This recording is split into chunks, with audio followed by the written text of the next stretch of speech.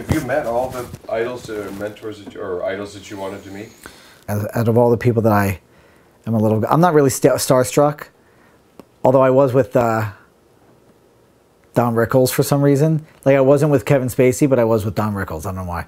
In fact, I was like, I had toured with Joan Rivers, so they were doing a split bill, and she's like, oh, do you want to meet Don? I'm like, yeah, I want to meet Don. And we walk into the dressing room, and he's very old show business, right? Like very Rat Pack. He just crushed velvet robe, the little insignia, the tuck shirt is open. He's watching the game. There's like a little fruit tray. She's like, Don, I want you to meet Michael. You know, you met him at the Tonight Show. You saw him work. Oh, yeah, you with the puppet, the farting. You, the puppet funny. You not so much.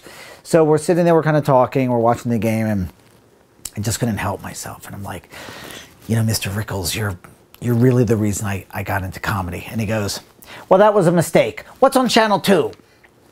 And then Joan had gotten this in like an acid peel, and it was on for a little too long, so like her face was a little strawberry-ish, you know. And she's like, Don, before we go out, do I look okay? And he's like, you're not going to put on any makeup? I didn't put on makeup, you son of a bitch. Jesus, it looks like you've been drugged down the street by a bus. And they're going at it and going at it and going at it. And I'm like, this is amazing. This is amazing. It was like watching a wrestling match, just with, you know, more blood.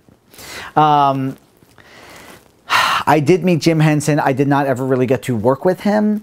I was too young for that, but I did get to meet him. I would have liked to have worked with him. I know a lot of people that have, but it's not something I needed. I don't know. Oh, you know who I really wanted to meet? Mel Brooks. And there's nothing I could ever say to him that he would ever give a shit about.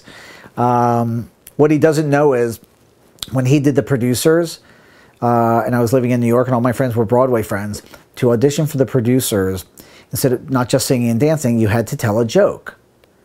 That was your last audition, and it was in front of Mel.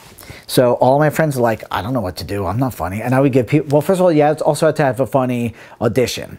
So I had like a laundry list of these big Broadway actors that would come to me and say, I need an audition piece for Mel Brooks. I'm like, all right. So we came up with Cabaret's Mine Hair. And every time she'd raise her arm, there was hair here and hair here and hair here and down there, and take off her wig, and there's like hair everywhere. Then I had someone else do The Flintstones, but as a ballad.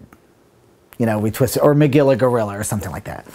And then I gave people jokes, you know, then they'd, so he doesn't know, but I gave him like 3 people in his casts. You know, that was the closest I ever got to anything regarding Mel Brooks.